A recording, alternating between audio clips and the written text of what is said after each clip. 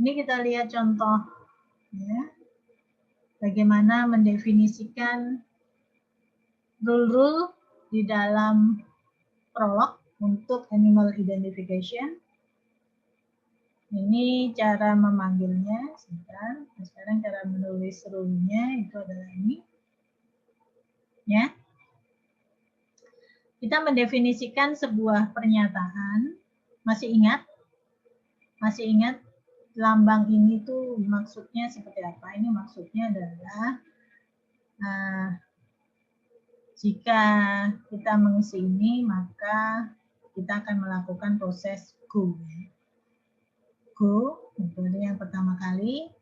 Nah, apa yang dilakukan di sini itu adalah melakukan proses hipotesa untuk animal.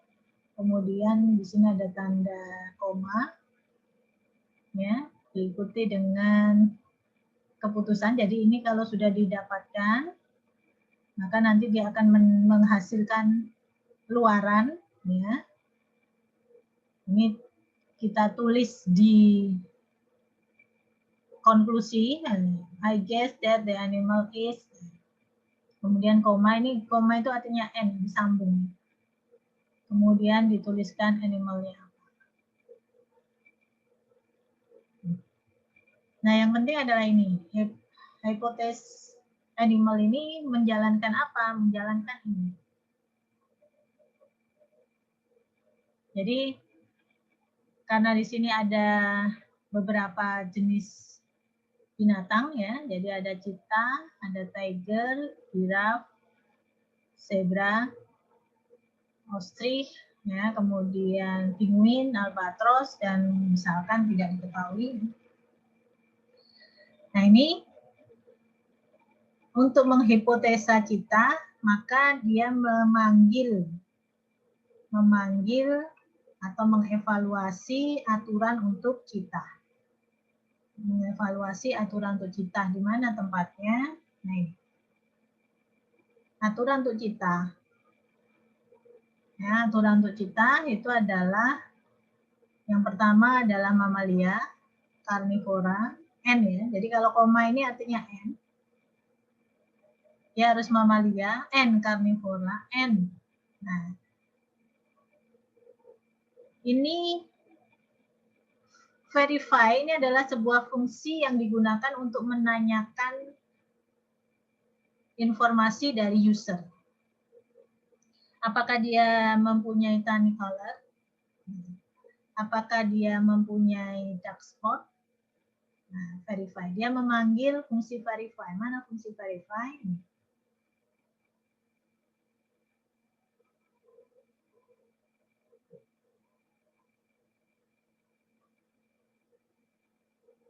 Nah, ini. Jadi verify as itu akan memberikan jawaban ya kalau benar. Kalau jawabannya no, dia gagal.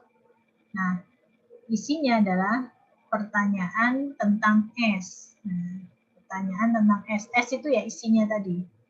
S itu tadi. Ini, S-nya itu adalah ini. Has claws, has forward eyes, dan seterusnya. Nah, ini ya, urutannya tadi seperti itu, AX. Nah, AX ini juga sebuah function, sebuah fungsi yang atau sebuah aturan. Kalau kita mengatakan di prolog, saya lupa bukan fungsi ya, namanya istilahnya adalah rule atau aturan. Jadi AX ini adalah sebuah aturan yang isinya adalah ini. Ask question, nah question itu tadi ya S tadi sama. Maka dia menuliskan, ini dituliskan, apakah binatang itu mempunyai sifat seperti ini? Nah, ini questionnya apa? Questionnya ini yang kita tuliskan di verify tadi. Nah, kemudian ditambahkan tanda tanya. Nah, read respond ini adalah sebuah rule juga untuk mendapatkan tanggapan dari user. Apakah jawabannya ya atau tidak? Ya. Maka kemudian dia nanti akan memberikan jawaban atau mengambil nilai jawaban dari user. Apakah yes question atau no question. Ya, secara prinsip seperti itu. Nah, yang penting yang perlu kalian perhatikan adalah bagaimana menyusun rule-nya. Rule untuk mengidentifikasi animalnya tadi misalkan. Ya, ini sesuai dengan rule-rule yang sudah kita definisikan di bagian yang di situ. Ya, sudah disesuaikan dengan rule yang ada di bagian ini.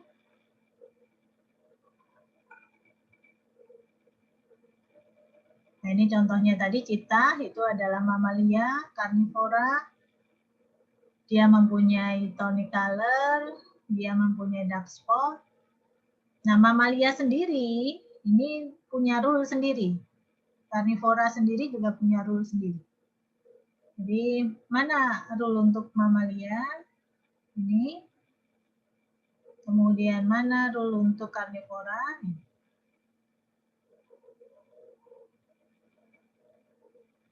Kira-kira seperti ini. Ada pertanyaan mungkin? Atau saya coba dulu.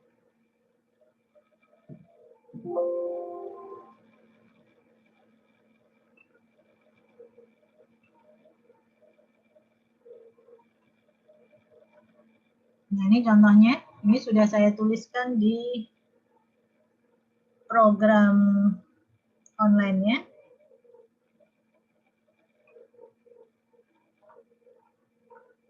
Ya, cara menjalankannya gimana? Ini yang kita jalankan pertama kali. Go. Nah, ini sih boleh aja diganti dengan yang lain. Ya. Misalkan mulai.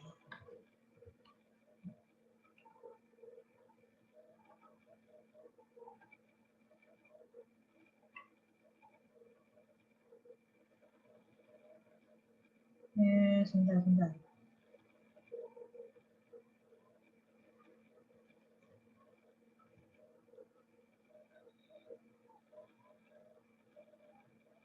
Ini. Jadi kita panggil yang mulai. Nah, mulai ini dia nanti akan memanggil aturan untuk hypothesis animal. Nah, hypothesis animal ini yang pertama kali dia nanti akan memanggil aturan untuk citah. Nah, aturan untuk citah, perhatikan, dia akan memanggil aturan untuk mamalia terlebih dahulu. Mamalia, ini. Mamalia yang pertama itu adalah menanyakan apakah dia mempunyai rambut. Nah, ini kita lihat yang muncul pertama kali itu adalah pertanyaan apakah binatang itu mempunyai rambut. Misalkan kita jawab ya. Ya, boleh yes, boleh ya. Nah, karena ini terpenuhi, ya, maka ini kan dia akan nilainya true. Ya, karena dia nilainya true, maka dia akan memanggil yang carnivore. Jadi bukan membaca yang ini lagi. Dia tidak perlu menjalankan perintah yang ke-38, baris 38, karena di sini dia nilainya sudah true. Jadi karena di sini true, maka dia akan memanggil yang carnivore. Carnivore-nya ini di baris 42, carnivore, dia akan menanyakan apakah binatang itu memakan daging. Jadi kalau di sini saya jawab no, maka dia akan menanyakan karnivor yang berikutnya, karena di sini on. Jadi di sini kan masih no, berarti dia di sini masih no, padahal harus karena di sini hubungannya adalah n. Agar ini citah ini bisa terverifikasi, maka yang karnivor ini harus nilainya true. Ya. Sehingga di sini dia menanyakan ciri dari karnivora yang kedua. Apakah gigi taring, dia punya gigi taring. Nah, misalkan saya jawab no, maka yang terjadi ini dia tidak akan menanyakan pertanyaan yang ini karena satu saja di sini nilainya adalah false, ini akan menyebabkan carnivore ini nilainya juga false. Ya, nilainya tidak akan false. Karena hubungannya adalah N. Nah, satu saja dia 0 atau nilainya false akan menyebabkan carnivore-nya juga nilainya akan false. Sehingga ya, apa yang dilakukan berikutnya? Berarti ini kan sudah pasti citah ini tidak terpenuhi karena dia false. Dia tidak akan menanyakan yang ini, tidak akan menanyakan yang ini. Ya, dia karena di sini false, ini akan menyebabkan tidak mungkin binatang itu adalah citah. Ya, dan juga tidak mungkin binatang itu adalah tiger karena carnivore yang tiger ini juga sudah false. Akhirnya yang dilakukan adalah dia mengevaluasi aturan yang animal yang ketiga yaitu giraffe. Nah, giraffe di sini dia akan mengevaluasi terlebih dahulu rule untuk ungulate. Rule untuk ungulate. Nah, ini tadi ungulate mamal. Mamal kan sudah terpenuhi. Ya, mamalnya sudah terpenuhi, mamalia maksudnya. Tadi sudah true. Maka yang ditanyakan dia akan menanyakan ini, apakah dia has hoofs? Kan, benar kan? Dia akan menanyakan has hoofs. Kalau ini saya jawab iya, maka dia akan memverifikasi ini true akan menyebabkan ungulate juga true.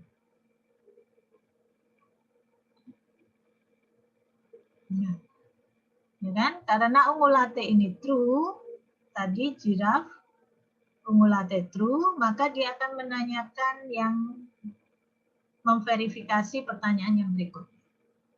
Ya, apakah dia mempunyai leher panjang? Ya, kalau di sini saya jawab no,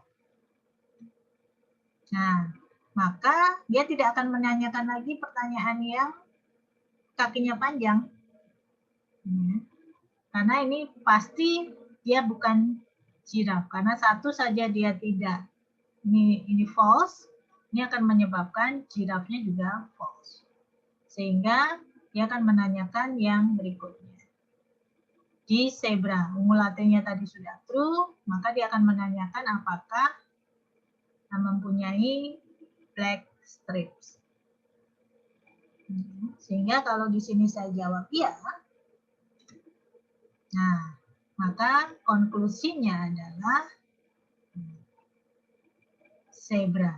Jadi kalau di sini true, ini true, maka zebra akan menjadi konklusi. I guess that the animal is zebra.